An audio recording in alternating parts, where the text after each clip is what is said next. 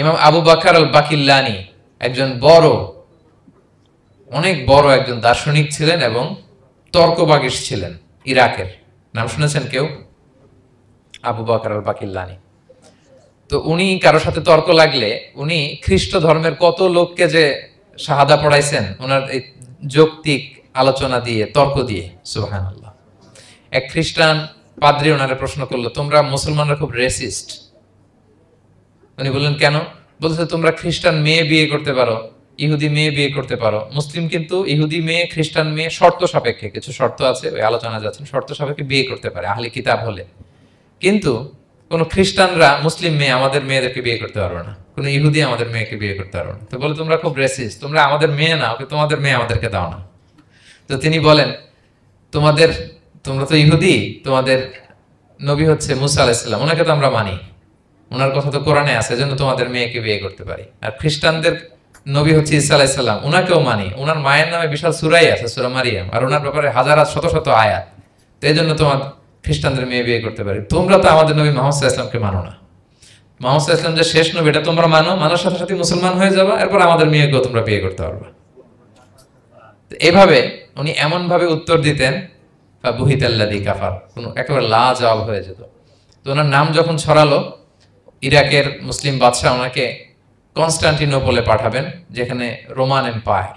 তো Roman empire এরাও খুব প্রস্তুতি নিয়ে আছে যে আবু বকর আল বাকিল্লানিকে ডিল করা অনেক কঠিন, সে আসতেছে, তার সাথে কিভাবে কি করা যায়। তো আপনারা জানেন যে খ্রিস্ট সমাজের নিয়ম হচ্ছে রাজার দরবারে ঢুকতে গেলে কুর্নিশ করে ঢোকা লাগে। কি করে? মাথা নত করে, এরকম নিচের দিকে করে রূপুর মতো করে এরপরে ঢোকা লাগে। তো এখন তারা প্ল্যান করতেছে যে আবু বকর বাকিল্লানি তো জীবনে আমার কুর্নিশ করবে না, এটা তো আমার জন্য অপমান হয়ে যাবে, কি করা যায়। তো রাজার এক বড় উজির সে প্ল্যান করলো, একটা কাজ করেন, রাজ দরবারে তাকে যখন ঢোকানো হবে তার জন্য একটা স্পেশাল গেট বানানো হবে, দরজাটা ফুল হবে না, হাফ হবে, অর্ধেক। তো অর্ধেক দরজা দিয়ে যখন সে ঢুকবে, সে তো বাধ্য মাথা নিচু করে ঢুকতে হবে, তাহলে রুকু হয়ে গেল, কুর্নিশ আপনাদের দেওয়া হয়ে গেল। বলে এই তো চমৎকার বুদ্ধি, ঠিক আছে একটা ছোট্ট দরজা বানাও। তো বানাইছে। উনি যখন কনস্টান্টিনোপলে পৌঁছলেন, ওনাকে নিয়ে আসালো রাজদরবার, বলতেছে এটা দিয়ে ঢুকতে হবে আমাদের, সবার ঢুকেন। তো সবাই এরকম মাথা নিচু করে ঢুকছে। উনি দেখেই বুঝছে এটা তো কৌশল করছে আমার সাথে। তো উনি মাথা নিচু করছেন, কিন্তু এমনি না, উল্টা হয়ে উনি মাথাটা পিছনে দিয়ে, বুঝতে পারছেন, উনি অ্যাবাউট টার্ন হয়ে ঢুকতে তো হবে, পিঠটারে রাজার দিকে দিয়ে, নিতম্বটাকে রাজার দিকে দিয়ে, তারপরে উনি রুকু দিছে, উল্টা রুকু। তো এক হিসেবে কুর্নিশ মানে, বরং আরো রাজাকে কি হয়েছে, ইনসাল্ট করা হয়েছে। রাজা তো রেগে মেগে আগুন, সবাই রাজা বলছে জানতাম ও এরকম কিছু একটা করবে। মানে এমন ভাবে উনি বুদ্ধি বের করে ওনার সাথে আর পারা যায়। কেন ওনার কথা আনলাম এই জন্য, সেখানে যেও উনি পুরো রাজ দরবারকে তাক লাগিয়ে দিলেন এইভাবে। উনি দেখেন যে কনস্টান্টিনোপলের রোমান এম্পায়ারের পাশে পোপ বসা, পোপ চেনেন তো, মানে তৎকালীন খ্রিস্টান সবচেয়ে বড় পাদ্রী। তিনি যে বলতেছে কাইফা হালুক ইয়া কাহানাতুল মা'বাদ ও কাইফাল আহল ও কাইফাল আওলাদ, যে বলতেছে আরে সম্মানিত পোপ আপনি কেমন আছেন, আপনার বউ কেমন আছে, আপনার সন্তান কেমন আছে। এই কথা শুনে রাজা রেগে মেগে আগুন, এই আবু বকর বাকিল্লানি এত বড় সাহস, তুমি জানো না উনি পোপ? পোপদের বিয়ে করা নিষেধ, তারা এত পবিত্র, তাদের স্ত্রী হয় না, তাদের সন্তান হয় না। একজন পবিত্র সত্তার সন্তান থাকে কি করে, স্ত্রী থাকে কি করে, তারা আমাদের পোপ। তা আবু বকর আল বাকিল্লানি বলে, আপনাদের পোপের যদি স্ত্রী থাকলে ইজ্জত চলে যায়, সন্তান থাকলে সম্মান ক্ষুণ্ণ হয়, তাহলে আপনারা ঈসা আলাইহিস সালামকে আল্লাহর সন্তান কি করে বানান, মেরিকে আল্লাহর স্ত্রী কি করে বানান। সুবহানাল্লাহ বিহামদিহি। আল্লাহর সাথে আপনারা বউ সেট করতে পারেন, আল্লাহর সন্তান সাব্যস্ত করতে পারেন, কিন্তু আপনার পোপকে জিজ্ঞেস করলাম আপনার স্ত্রী কেমন আছে, আপনার বউ কেমন আছে, আপনার রেগে মেগে আগুন। এই কথা শুনে ওদিকে যারা আছে সব শাহাদা পড়ে মুসলমান হয়ে গেছে।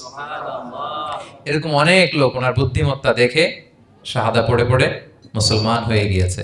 এজন্য আল্লাহ তাআলা এই যে শিরকি আকীদার উপর কুঠারাঘাত করে তিনি বললেন লাম ইয়ালিদ ওয়া লাম ইউলাদ, তিনি জন্ম দেনও নাই, জন্ম নেনও নাই, ওয়া লাম ইয়াকুল্লাহু কুফুয়ান আহাদ।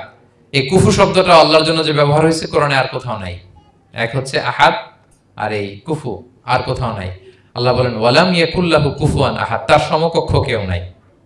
আল্লাহর মতো similar, nothing is similar to him, equivalent to him. আল্লাহর মতো সিমিলার কিচ্ছু নাই। তাহলে আল্লাহ কার মতো? আল্লাহর মতো।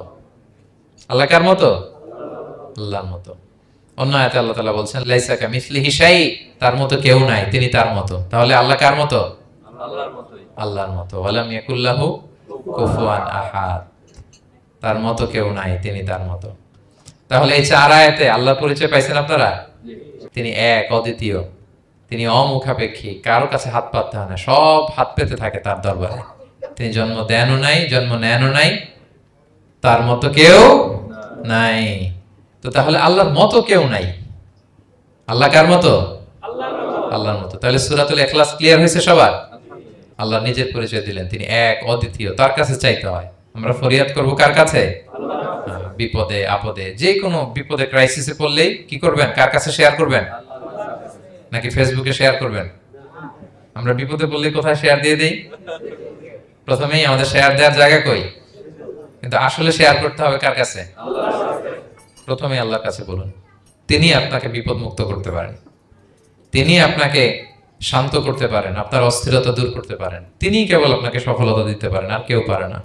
এজন্য ফরিয়াদের হাত যেন আমরা তার দরবারে উঠাই। আল্লাহ তাআলা আমাদের সবাইকে কথাগুলো বোঝার আমল করার তৌফিক দান করুক।